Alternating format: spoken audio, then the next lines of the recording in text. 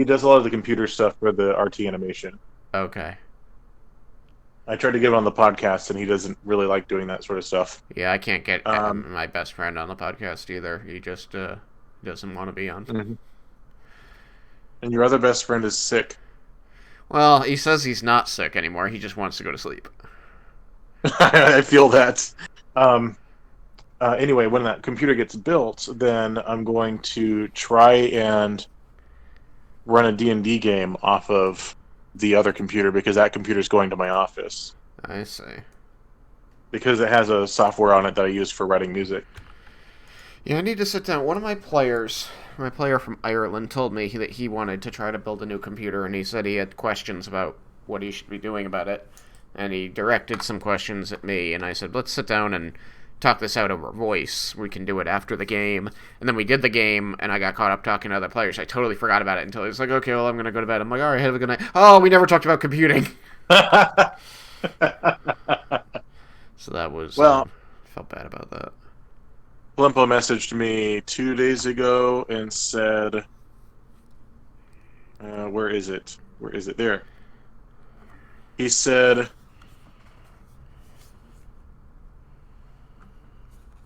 so don't buy a GPU, buy mine. I made drunken mistakes and ordered a new GPU for my VR machine. I Okay. said drunk Plimpo is best Plimpo. What kind of GPU is it? Because that'll tell you what everything else in your computer has to be. GTX 1080. Is it by NVIDIA? I mean, like, that's the designation for an NVIDIA card, but it's possible that somebody else's. I believe so. Okay. It said it's 10 to 15% better than a 2060. Interesting.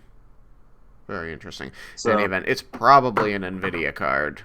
I get lost with all the different designations now, so I'm like, that means that you'll need an Intel computer because Intel and NVIDIA get along. yeah, Um, we've been talking about possible builds and the subreddit where people sell their parts that they don't want anymore. Oh, okay. I didn't know that we were doing it that way. I always buy brand new. I feel like most of the subreddits probably people who've barely used it or are just trying to turn a profit on the part. Could be. I don't know. I don't know. I have reservations. I will leave it at that. I'm looking into my options. That's Yeah, something he that is. suggested. We talked about the case, the cooling system, all of that. Yeah. That's going to be my dedicated gaming rig, and then I'm going to take my current computer I use over to my office where internet is a lot better, and then try to start streaming a weekly thing for our channel. I see. All right. Well, that sounds good. If you have any questions, and Plumpo isn't around to answer them, I will do my best if you want to ask me. You are second on my list, basically, as someone I know I can talk to about building a computer, because I am 10 years out of the loop, because that's how long I've spent building my career. Yeah. Yeah, that's how it goes sometimes, though. Sometimes you just gotta focus on one thing, and other things just sort of fall by the wayside. All right. Basically, when Michael was born, I got a computer, and that was it. I've upgraded the graphics card, and that's it. I mean, Hi, Malachi. that's not so bad. Hello. Malachi's here. I thought it was just gonna be two of us. Now the episode name is wrong. Hold on. I gotta change the episode name. Title. Player. I'm 3 gonna podcast. leave at 9 o'clock though. Okay. You sound That's very fine. happy to be here.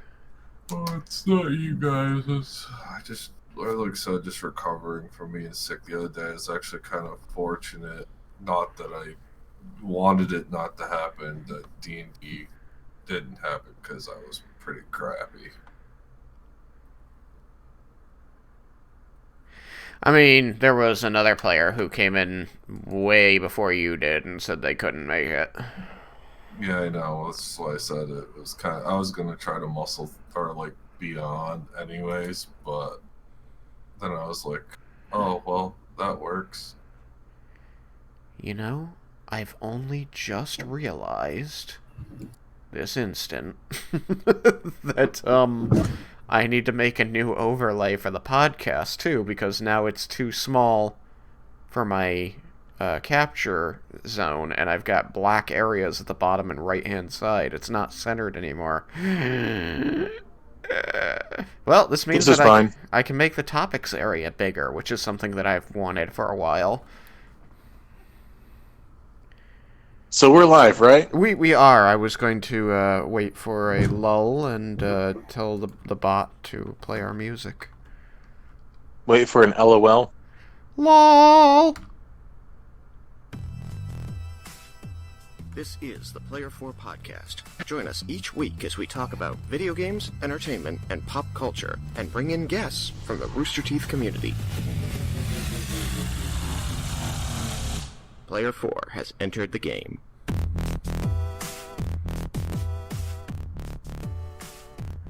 Hello and welcome to the Player 4 Podcast. I'm one of your hosts, Tristan, aka Shagrazier. I'm Malachi, aka Sukikiba. I'm Joseph, aka J Dunlap, and Alex has to work, and it's weird. But hey, it's three of us. Yeah, it was going to be even weirder. I originally thought it was just going to be me and Joseph. I'm like, we've never done this before, just me and Joseph. This is new ground we're breaking. But then Malachi decided he would join us, so we're happy to have him. Hi, Malachi. Even though he's not feeling well. Yeah, thank you for being here with us. Mm-hmm. Honestly, it's kind of a lead-in, him not feeling well. It's kind of a lead-in to something I just wanted to touch on, and I guess I just kind of wanted to put it out there and see if anybody else feels as cursed as I do. But the beginning of this year, 2020, has been rough when it comes to scheduling. Like, for 3 years I ran the D&D game, and we missed maybe 8 sessions total and had to reschedule them or just cancel them outright in 3 years. And then just in the transition between, like, Thanksgiving 2019 to now, we've had trouble scheduling at least another 8 sessions, and it's like, I'm pulling my hair out, like, what's going on? Why isn't my week working out? This is part of my internal clock, how I know where I am in my life. And everybody's just been getting sick and having places they need to be, and stop having lives. I need my Tuesday nights. Yeah. Has anybody Actually had a similar... What? I was gonna ask you if you'd been having similar experiences lately. If it's not just me in this crazy new year. It wasn't really the new year. It was the end of last year, because we had a home game where we invited a longtime family friend to come and play with us because the kids wanted to learn how to play D&D, including Sarah, who is 6, for those who don't know that. And not the friend, Sarah is. And we had our first session, which was the characters had already been made, and we did a little bit of an introductory briefing for what the mission would be. And then they spent some time spending some gold stipend to prepare for the mission. It was a cold weather adventure, so they got coats and food and a carriage and horses and all of that. We were primed and ready to go, and then everyone got sick. And I was sick, and then Gina was sick, and Michael was sick, and then I was sick again, and I wasn't unsick until right when school started again, second week of January. So it was about a month in between sessions, but then we started up again. We've actually had sessions since then, and then also a week where I helped a new member, one of the tutors actually that works for me, who's been to my house many times, is part of our group too. And so now we've got a group of 5, and they've actually done some combat. Nice. I think I would probably lose my mind if I had to go a month without this campaign continuing. Yeah, and this was all during the break, so my campaign I do for Game Guild over at the college was also not happening. Ugh. So you were just completely deprived? Especially since I had gone about a year, well, half a year without a game. Hold on 1 second. As I say, I hope you keep up good information with that, because forget what you were doing. Yeah, I'm with you on that one, Malachi. It's why I'm so diligent about writing everything down as it happens, so I don't forget. Yeah. Do you take notes? Why can't I just use your wonderful notes? Don't suck up unless you're actually reading them. Doesn't count if you're not reading them. I can say I've read some, but definitely not all of them. It's good. Well, I enjoy reading back through it. I scrolled back to the top recently and read all the way back down. It's, as my mom keeps telling me, I need to actually get these published. Yeah, hey, it would be a good thing to like convert it into an actual story. Like you might have to add or like adjust some things and add a little bit to make some things flow, but you could probably make a really cool story out of it. I think that's true. I mean, hey, R.A. Salvatore did it. He made the whole Drizzt series of novels, which I'm betting it was just largely based on a campaign he played in once. So there's an interesting thing when you transcribe a campaign to a story, which is that in a D&D campaign, especially if you're a good DM, and I've been with some that aren't, the characters have a lot more agency than you might be used to a protagonist having in a story, where a lot of times is I've got to fix this thing, I've got to go do this thing and do this other thing so that the bad guy can't do the thing, which makes for a really bad D&D campaign, but is a perfectly fine story. So I wonder if that would translate into something unique and interesting to have that sort of situation in an actual novel setting where they have agency on the surroundings. Well, I did years back begin writing up and turning into actual story form, writing it into prose. The story of my character from another campaign I'd been in, and that was going okay. For things that I'd forgotten or areas where you kind of shortcut like the way things have to be done to do things in game, add a few things, some context that maybe hadn't been there to make some things make more sense, but and then try and summarize the combat, because like in a campaign where there's a lot of combat, turning that into a story, it's just going to be constant, so you do away with some that aren't important to the plot. But it seems to it felt okay to me. Well, that's also a perspective story, because you're taking from your character's perspective on the situation in the world versus like if you did a story from ours, you're the DM, so you know what your character's intentions are. You could kind of tweak things or show things that were just your character versus doing it from the DM position. It would be a little bit different. Go ahead.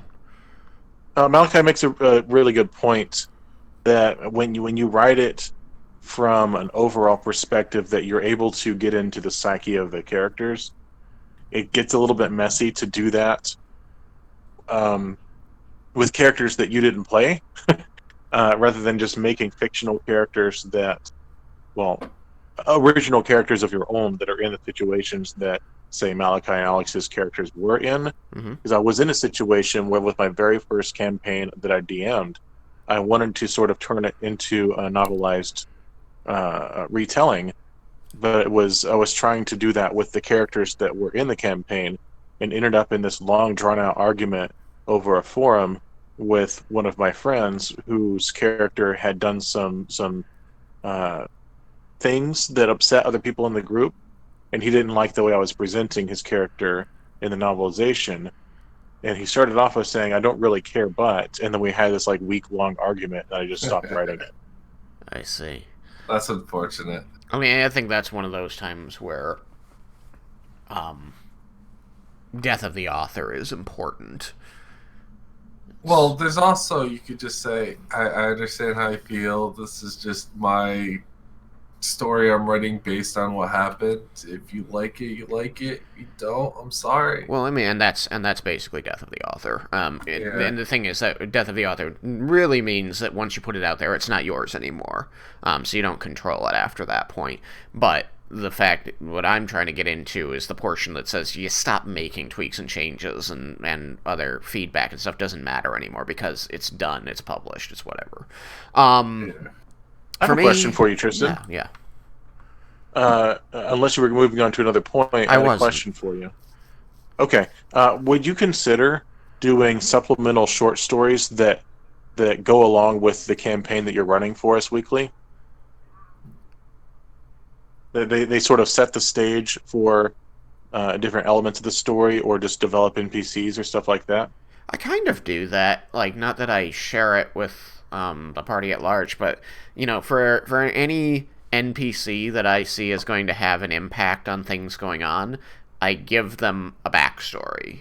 So they have a story, they have a reason that they're there, they have reasons to have certain skills or knowledges and reasons that they want to know certain things. And every NPC that interacts with the player characters, I have to quickly come up with those kinds of things. So there's kind of a supplemental story for everything going on. More toward what you're asking about, I think, is whenever I'm asked to do a one-shot for people, like at work, I've been asked to do a one-shot for people I work with. And I've noticed in the past that I have a hard time getting into stories that aren't related to one that I'm really, got on my mind. Everything else just seems like a distraction. So when I do the one-shots, I write them as, here's a thing that players can play through for a one-shot campaign that is happening in the same world, maybe at the same time, so I can develop another area that my players in the main campaign aren't dealing with, but it can set the stage for something that can be happening, or will happen, or has happened, to help me flesh out the history or the current, the present, for things going on elsewhere in the same world. So Yeah, I like that approach. that. I like the continuous world-building approach to doing things, that everything you do is contributing to either developing the current world or developing its history. It's something I've done to a smaller, less concentrated degree, but I'm trying to make a better effort with now that I'm keeping better track of when things are happening, a calendar, and all of that. Calendars are really helpful, and having a timeline of what happened and when. And it wasn't until, I feel bad, because it wasn't until recently that I started including the date in my summaries, like the day of the year in-game. I only started doing that on the most recent ones as we got close to one of the characters' birthdays, and I've continued doing it since, and I just wish I'd been doing it ever since I started writing those summaries, because then you could easily track how long the party, but as it stands, I have to go, okay, it took you a week to travel here, you spent 3 days here, then it took you 4 days to travel there, and so I'm like, okay, you guys have been doing this or that for 3 months, 2 months, a month and a half, 4 months, trying to figure out, whereas if I had the dates written down, and thankfully one of the players who kept a very good journal does have almost to the day all those dates written down, so they were able to say, okay, we did this on this day, so that was a month and a half ago. And I'm like, that's been super awesome that they have that.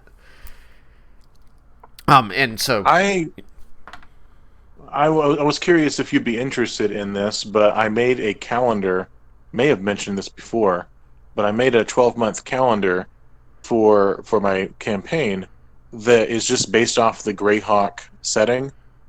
So it's based off of the deities from Greyhawk, and the days of the week are based off of a slightly different offshoot pantheon, and each month is named after a different either good or neutral god that has a good reputation in some way.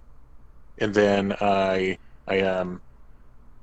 took the holidays from the supplemental books in 3.5, the races of blank, that would say, oh yeah, dwarves have this holiday, and elves have this recurring holiday every season where they train and they do a war game, and and the halflings have this holiday. I took all of those and I put them in the calendar, and then I also put in weather patterns and harvest dates and stuff like that.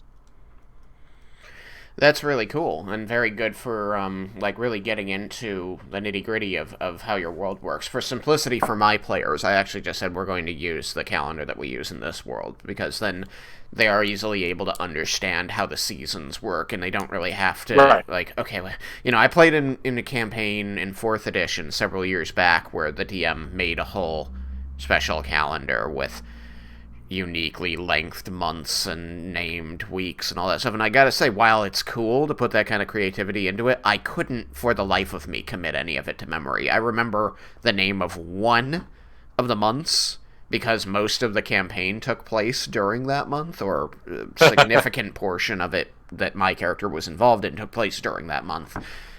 And that's all I remember. I didn't try to reinvent the wheel in that way. It was more the idea of we've got 31-day months, we've got 30-day months, and we've got February because of Roman emperors being weird. And so I went 31, 30, 30. That's a season. 31, 30, 30 is another season. 31, 30, 30. In each of those ends up being divisible by 7.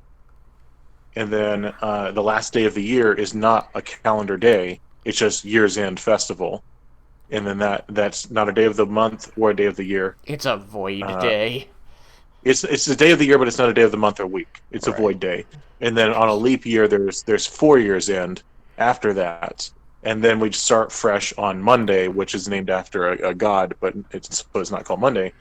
But what's happened so far is that there has been a level of immersion for the players, because I'll tell them, oh yeah, your gnomish wizard mentor is able to teach you for the better part of this week.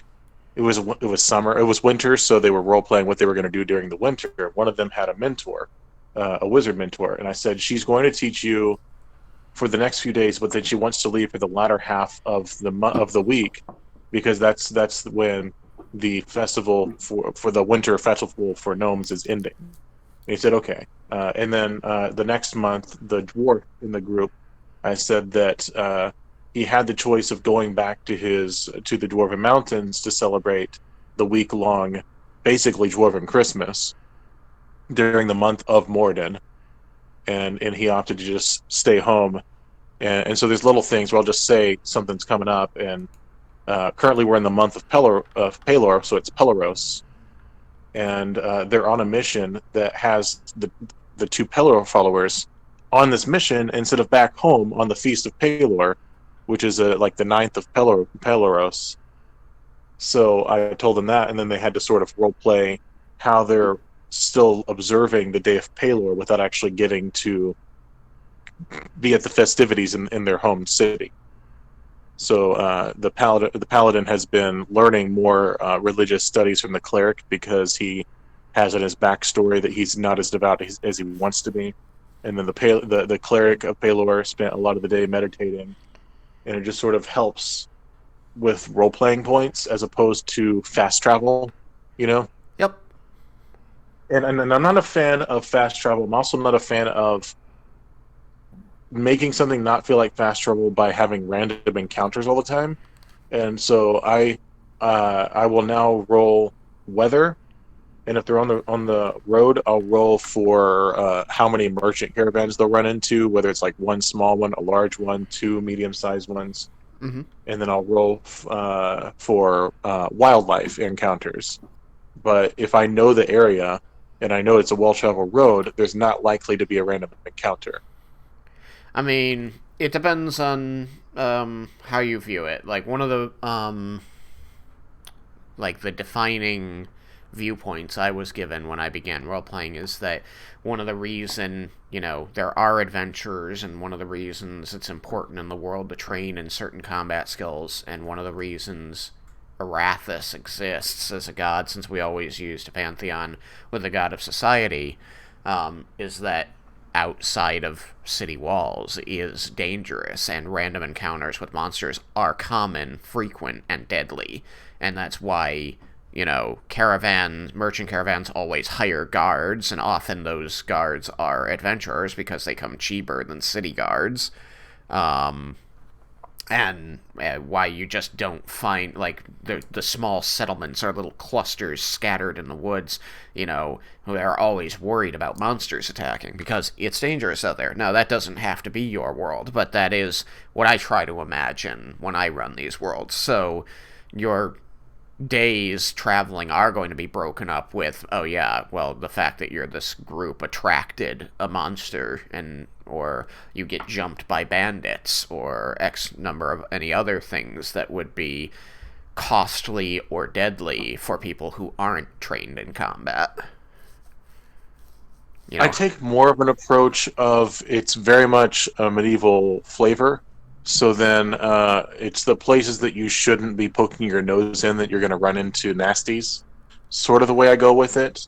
Not always, but sometimes. Like one time it was just a random cave had a giant worm, but often it's more you go looking for trouble and you find it. Yeah. Is my approach. Well, my players were recently trekking across a desert, and the only things out in the desert are giant worms and these land sharks. Nice. What about scorpions? Lots of scorpions. The first thing they fought were giant scorpions, so those were scattered out there too. What is it? Clash of the Titans. Clash of the Titans, I was going for a little bit of Dune with the giant worms as well. Oh, yeah. They ran full bore they were trying to attract and find the giant worms because they are purple worms, and one of the players in the party wants poison, and it's the deadliest poison in the DMG. Yeah. So he's like, I need to kill this worm and collect its poison. It's like, okay. he's dragging the party into these fights against these monstrosities. So it was pretty entertaining. We almost lost characters. Just so you can have that poison. Yeah, no, the last time they fought a purple worm, it attacked the party as they were, like, getting up in the morning. Like, they were all getting up and getting their armor on, getting dressed, and all of a sudden, boom, like, the middle of the campsite just explodes. And that's awesome. And one of the party members is gone. This worm is, like, swaying around in the, head 40 feet above them in the air, screeching, and they're like, hey, wait, where'd our halfling go? He spent the entire fight trying to get out from inside the worm. That's right, I went in to help get him out, didn't I, after it died? I remember Wait, that. so when they got the halfling out, did it do like Drax in Guardians of the Galaxy 2? I have slain the beast from within. Thankfully he wasn't quite that full of himself. Though when somebody came in after him and he was finally certain which way was the direction out he wanted to go, because both directions do lead out,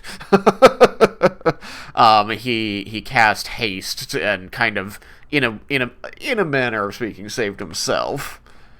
But he definitely needed the Dragonborn's help. But it was pretty entertaining because the worm kept diving under the sand and repositioning to easier meals, and he was very concerned that it was a legitimate concern that it would just dive under the sand and leave, and then he'd be gone. Oh, yeah. Forever. Like Star Wars when Luke just goes underwater. Yeah. Yeah, so that was a scary thought. Luckily, purple worms are not intelligent at all. It just wanted to eat more, and it saw food in front of it, so it wasn't too concerned with running away. Yeah. But it could have. Oh, yeah. So I wanted to talk briefly about something that happened in my Game Guild game. Yes, you said that you we've had had a Twitter game going, right? Yeah, I'm going to transition over to that. I'm going to segue over to that after I talk about this. Oh, okay. So we've had 2 sessions since school started up. We started week 2 of the semester, and we had the obligatory I thought we were starting next week. Of course. So we were missing 2 people. Yay. But I had a very enjoyable 2 sessions, and I wanted to sort of share some of that. Now, anyone following me on Twitter has seen the quotes from it, so you already know it's been no shortage of interesting. However, not a single sword has been swung, or not a single shot has been fired, not a single spell has been cast. Oh, no combat. No combat. I think they may have only ever had 2 combat encounters so far in the campaign, and we've been going since August, maybe September. It was goblins and zombies. So we started off by just sort of role-playing through who was going to do what to weather out the heavy snow blanket of winter. And once winter ended, they all met up on the first of Pelaros at the Adventurers Guild again. Some had left the town, some just weathered the winter there. And their mission was a courier job, because there's no postal service, but people can go to the postal office to say, I'm going to this place, anything that I can take with me, I'll take with me, because there's merchants always on the roads. So then they take it, and usually they collect on delivery.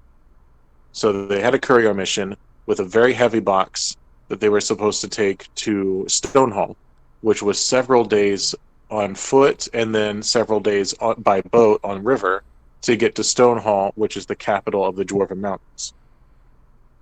So they made their preparations, not very many needed because they had already done some a few months ago when we last played. They those who were actually present for the session walked across the roads to head to the west to the river, and there was actually a heavy thunderstorm at one point, and then the next day was super humid heat wave, so that was fun. Yeah. So they had to roll some fortitude, and then they got to the river, and then they knew the route because they'd already done the route in an escort mission that they had done. They chartered a boat in Pan, which is the river town. And then on the boat, it was the dwarf fighter, a redneck wizard named Lung, and who's the third one? Oh, Itachi, the halfling rogue. Okay. They're on the boat, and then the dwarf wants to see if there's any dwarves on the boat. So I say, yeah, there's a hill dwarf, and he's a mountain dwarf. So he's like, okay, I guess I'll talk to him. And he's disappointed because his beard's not long enough. And he's also not from the Dwarven Mountains. He's from West Range, which is south. And he's not that impressed, even though his name is Durist and the fighter's name is Urist. So then he goes, I want to see if there's anyone else on the boat that has a beard that I can talk to. Because, again, he's a mountain dwarf. Mountain dwarves are very much, they're proud of their heritage. So I say, yeah, there's this old dude. He's got a long, wispy gray beard, and his name is Old Gray. And they're like, Old Gray, this guy sounds cool. Let's talk to him. So Old Gray is the old dude whose job is to sit in the crow's nest and smoke from a really long pipe all day. And he's their lookout. That's his job. And he's got a really long bamboo fishing pole for whenever there's a school of fish nearby, and he fishes from the crow's nest. And they've never seen bamboo before. They don't even know what it is. Oh. And they just sit in the crow's nest for 2.5 days on the way to Stonehall, just listening to this guy, Old Gray, who's either 40 or 60, telling them all these stories about his adventures on the open seas that may or may not be any level of true. Cat people, lizard people, weird-looking elves, sea monsters, all these weird things that has happened ever since he was a cabin boy at the age of 8, until he became a lookout in a crow's nest on a ship. And then now he's semi-retired on this riverboat, and this is his job. He sits in the crow's nest and smokes. Nice. And they're like, Old Gray is the best NPC ever. So, and I also added in any other context, he's probably just the really creepy old homeless dude. But in this context, Old Gray is like the coolest guy you've ever met. So that was their journey by boat. And then they got to Stonehall this week when we got the Pelor followers who then observed the day of Pelor on the last day. They got to Stonehall, and the mountain dwarf just heads straight to the only tavern he knows, which is an exclusive mountain dwarf tavern, because of the one time he's been here before.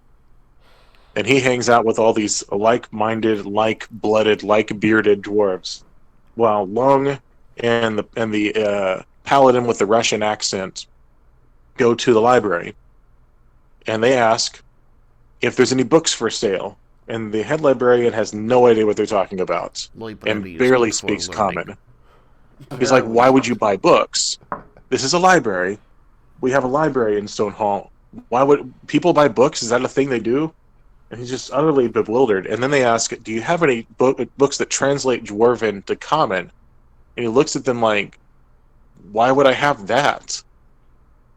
And that was when they concluded that if you ever find a book that translates Dwarven to Common, it wasn't written by a dwarf. So then they say, "Do you know of any good taverns that we could go to?" And he tells them the name of a tavern in Dwarvish, and then they have to roll intelligence to even be able to pronounce it correctly. So then they leave, and they find the nearest dwarf, and they ask him how to find this tavern, and they pronounce it correctly. And he's like, "What? What did you just say?" Because he's really confused. They just pronounced a mountain dwarf word. And so they try again, and the wizard is able to say it again. And he's like, "That's what I thought you said." And he almost doesn't tell them where it is. And then he has this idea. Let's just see where this goes. So he gives them directions, and they end up where Eurist is. And they walk in, and I believe the reason was they knew that's where Eurist was. And they walk in, and they say, I say, you walk into a room, it's a sea of beards. Those beards are wearing armor, and there are faces attached to the armor. Is basically the order of things that they notice, because everyone's wearing either half plate or full plate, or breastplate, things like that. And they go, "Well, where's our guy?" "Eurist!" And then 5 dwarfs turn and look at them, because all their names are Eurist. Oh, goodness. I have a common name. They end up just embarrassing the heck out of Eurist, and he's just like, he wants to crawl into a corner at this point. Because they're like, "Hi! How's it going?" Burris, Duris, Eurus, and Purus. Yeah. And then at one point, Lung almost gets himself killed by touching a dwarf's dice. And they leave, and the paladin, the Russian paladin, ends up he didn't leave with them, and they don't notice, and then he just orders something off the menu that is entirely in Dwarven Rune, and has no idea whether he's getting overcharged or whether he's about to black out. And option B happened. Aha. They went and retrieved him, and then he was in the middle of blacking out, so I told the player to pull up a random sentence generator and just read from it. Well, you know what they say, Dwarven ale is not for the faint of heart. It was something. And then because he had 2 sips and that was it, Eurus took it and drank it, rolled a nat 20 on his fortitude save, and went, "Oh, okay, it's water." And that was a lot of what happened in that part of the campaign. And then the way back, they got seasick. One of them broke his arm because there was a 2-day storm going on the river. They got outfished by Old Gray, and then they headed back home. And all told, that was 2 full sessions. Nothing died, although Lung almost died, and tons of fun in-character interactions. Yeah, I love it. And Itachi befriended a gnome rogue who was not very good at hiding. Not a very good rogue, then. He was level 1. Oh, and the package. That's how we're going to segue into the last thing for the episode, which is the package was delivered to a dwarf named Leric, who was a member in good standing with the Order of Moradin, the Paladin Order, in the service of the King of Stonehall. Not Loris? Oh, I ran into my daughter. She wants me to turn on the next episode of her show. Okay. So Leric is a dwarf paladin, and I introduced him in the campaign, but he has already been seen elsewhere. So the segue is, Leric was asking Eurist, "Well, who do you work for?" And he said, "I work for the Adventurers Guild." And he said, "I've been looking to find work outside the mountains so I can spread the good word of Moradin." So then that is the segue into the thing I started last week, which is on my Twitter account through polls almost every day, unless I get a migraine like I did yesterday. I am running a D&D campaign where everyone who is participating in the polls gets to choose either what one of the characters is like, gender, race, then turn it up, or what decisions the characters are making, and that sort of thing. So the premise being that they work for the Adventurers Guild, and then they choose from the posting board of various missives that have been received, various bounties, what job they're going to do. So far, Laric is the first character that was fleshed out, a dwarf paladin who's very devout and overall polite for a dwarf. And then we have a wood gnome druid who is, he likes to go up on the roof of the building in the morning and meditate.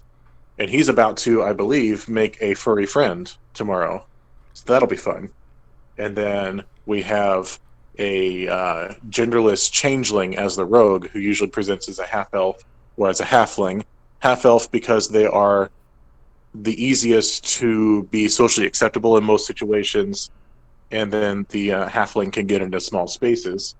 And we have yet to flesh out the remaining 2 members of the group, but I'm going to be shooting for a cleric and an arcane user of some kind. And it's been kind of fun getting to see what choices people make, while also getting to use these characters that run the Adventurers Guild that I have used for years and love to death, like Kicknick the Kobold, the well-dressed kobold who clangs a bell over his head, and Dynan the grumpy half-elf cook. Yes, I have read of Kicknick and the cook, whose name I forgot 3 seconds after you Dynan. said it. And then Tamar, who is the old gnome bard who's run this place forever. This is probably my 4th campaign I've run in this particular setting, which is located in one of the main cities of my setting, Averin. So I'm looking forward to where this goes. People seem to be enjoying it, and it's a way for me to dust off my fiction chops because I haven't written in so long. So this is the Twitter one where you're doing things by vote. Yes. Gotcha. So we have 2 characters left to flesh out. And then after that, it'll be votes almost entirely on decisions that the characters make.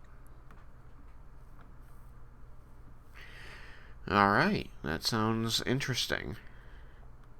Yeah, and there's a thing I do where if it's clear that there was a second place choice that were people who were really feeling strongly about this choice over the one that won, I try to incorporate it. With the first choice being Kicknick wakes everyone up with the bell, what do you do?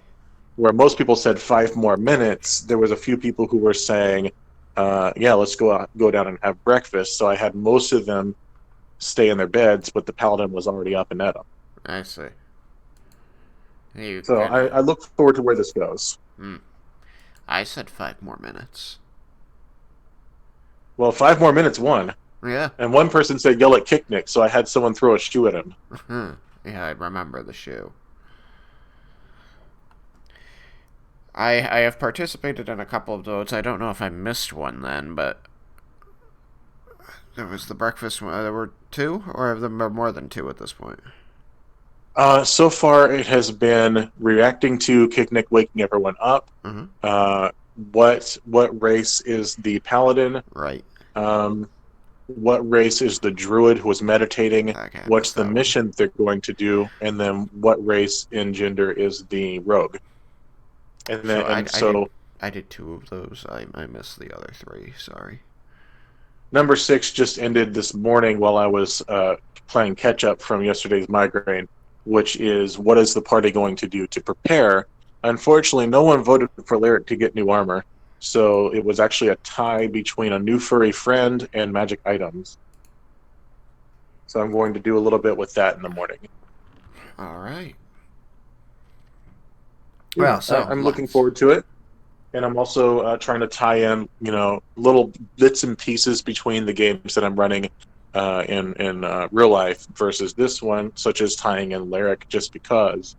Also, I keep track of calendar days and stuff in my campaigns, and little things happen where I tell someone, hey, by the way, when your group went to the river this one day, little did you know you were like a few miles away from a farm that had zombies on it. Fun things like that. And I am actually working on, last thing, I'm working on a Google spreadsheet that will have stats for all the characters for the Twitter game. And when it's ready to present, I'm going to present it just in case there's people who just really are enjoying it and want to see all the stuff. That sounds good to me. I would like to see what all the stuff that's going on, so I will check out the spreadsheet when you post it. Yeah, I will send you a link so you can give me feedback on it and maybe play around with it. Maybe I could give you a few characters to build in 3.5. Oh boy, 3.5. It's been a while. Did I mention all my campaigns right now are 3.5? Maybe I didn't think mention you that. mentioned that I knew at least one of them was 3.5. Yeah, I used to build a little digression here, but I used to build NPC characters for my DM in 3.5, and it was always funny when we would see them or fight them. And I'd be like, I recognize the way they're fighting. I built that character. Nice. Because I wouldn't give them names. He didn't give me names. He would just say, I need a rogue of this level. I need a fighter of this level. Because he was off making other characters. He was just trying to farm out some of the work. And he trusted me to make the character right. Yeah, it's one of those systems where it can be really difficult to understand at first, and then once you get it, it's really easy to make a character. Little things like, if you're playing a range character, there's probably one of 2 feats you probably need to start with, and that sort of thing. Yeah. Well, that's what was nice about 3.5 was just that it was able to make things a lot more diverse, low level versus some of the newer stuff. I really think that 5th and 3.5 are the best edition. I gotta throw my hat in a different ring and say I loved 4th edition. I know you liked 4th edition. When we actually first met on the Rooster Teeth site, your little sponsor title was 4th edition Paladin. Yeah. It's true. And I appreciate what you like about it. It's the exact opposite of what I don't like about it, pretty much. So it's something I purposely don't argue with you about, because I appreciate that you like it. Yeah. 5th is doing a good job. It's way more streamlined than 3.5, especially from the DM side. It's even easier to run as a DM than 4th edition is, because I've recently done a 4th edition one-shot. But I love the character building in 4th ed, and how they designed the powers to make the classes feel special. I like that a lot. So I'm of the opinion that any system is good as long as once you get past the character creation, you get past backstory, and you get past mechanics, and you get into playing the campaign, that it works. Yep. For example, I've got a D6 system that I've on and off for years been trying to develop and then not having time. That I ran an entire little adventure in my D&D world, but with the D6 system, where once you got into the swing of things, you couldn't tell. And so I imagine that 4th, 5th, 3.5, it doesn't really matter as long as it works for what you're doing. Yeah. Well, that's the great thing about role-playing is, it's role-playing. That's What? True. That's you true. blew my mind. The dice rolling mechanics are secondary if your focus is playing your character, and that's a good way to look at it. I mean, that's what most of my sessions are roleplay at this point. Maybe it's because I'm old. I think that we are just people who appreciate story more than combat, and we appreciate. I do intend to give them plenty of combat to do.